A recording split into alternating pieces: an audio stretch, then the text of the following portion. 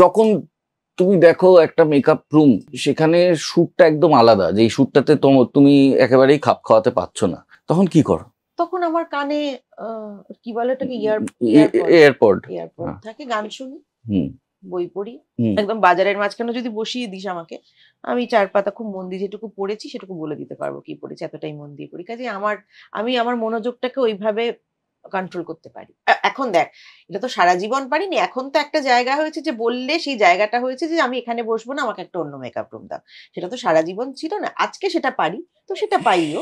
কিন্তু চেষ্টা করি যে একটু আমি ভীষণ মানে তুমি মিশতে নেগেটিভিটি, ভালোবাসো। মিশতে ভালোবাসি কিন্তু নেগেটিভিটি থেকে ভীষণ হুম দূরে থাকতে হুম। ভালোবাসি। মিশে যেই দেখি যে না, তখন যেভাবে হোক নিজেকে একটু সরিয়ে।